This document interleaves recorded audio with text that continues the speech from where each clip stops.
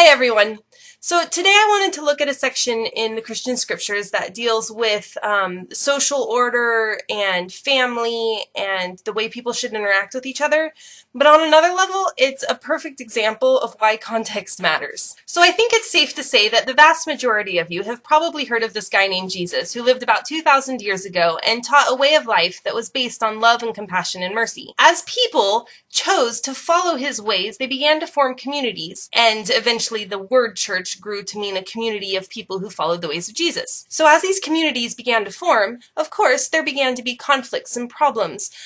Some people might see issues in the larger culture that they don't see lining up with the ways of Jesus and felt that the community should start behaving in another way.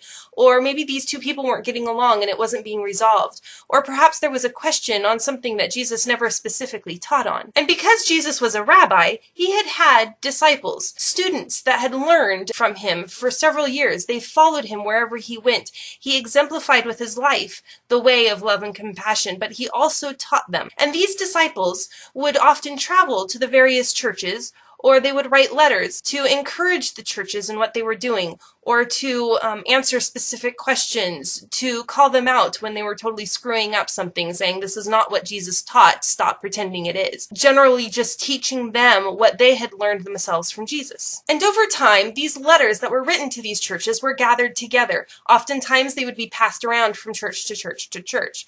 And these letters eventually formed a large portion of what is considered the New Testament, which is part of the larger Christian scriptures. In one of these letters, we find a section called the Household Codes, and it's very intriguing because in our culture today, we would read these and be completely appalled.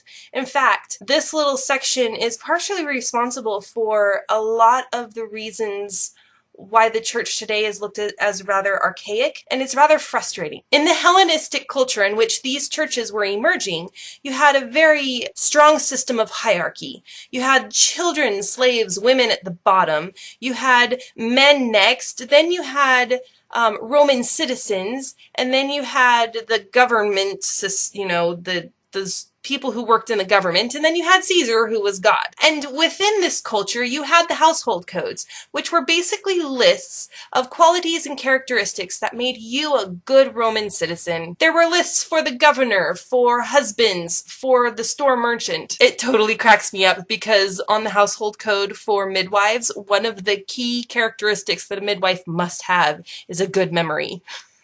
The Hellenistic household codes basically mirrored and supported values that already were a part of that culture. The street philosophers would go out and teach these codes because they believed it was a very strong foundation upon which to build society. They also had a very strong political side to them as well. The household codes were very, very clear on order of authority. And in a family unit, a basic small unit of society, the wives and the children were supposed to be completely subordinate to the husband. And in the same way, a good Roman citizen was supposed to be completely subordinate to Caesar. So back to our letter in Colossians. We have a letter that was written to a group of people who are trying to follow the ways of Christ. And of course, it included encouragement, it answered some of their questions, it corrected them and gave them direction.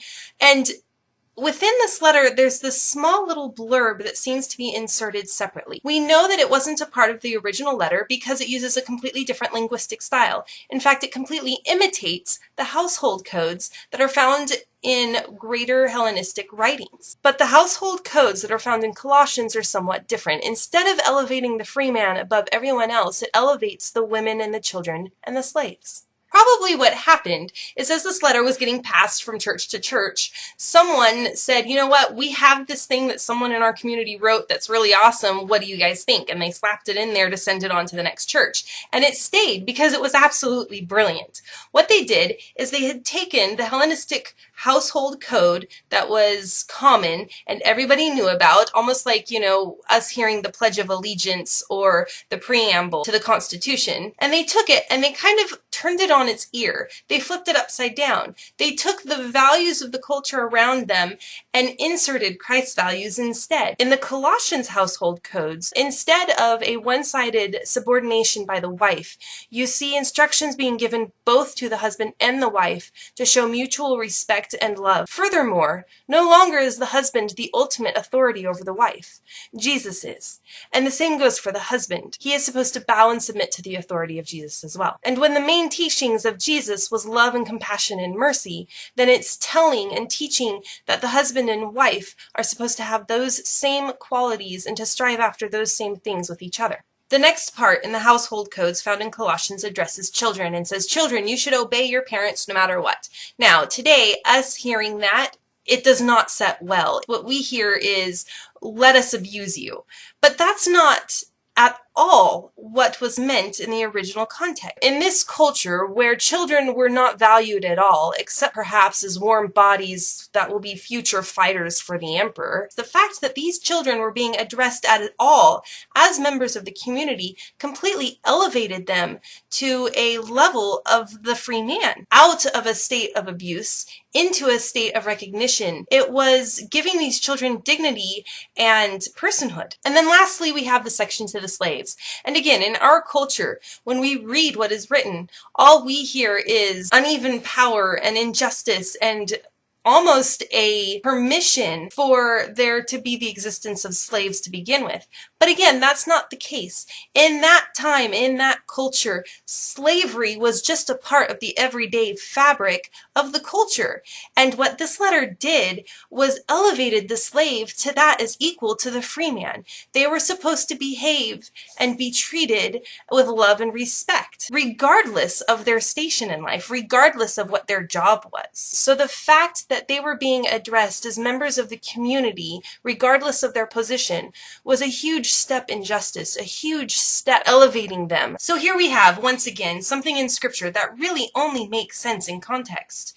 Taken out of context, this Scripture is used to perpetuate abuse. But in the context, it's actually used to minimize abuse. And isn't it ironic that something that is so beautiful and so amazing to see in history, how people looked at their culture and took the tools around them to reform that culture to be better, to be more loving, and yet that same Scripture today, without its context, is used in horrible ways to support systems that are a step backwards in treating each other with love and dignity and respect. All of that to say, it's yet another fascinating, amazing, interesting piece from the Scriptures that I wanted to share with you. Thanks for watching. My name is Faith McLeod, and I will see you next time. Subscribe!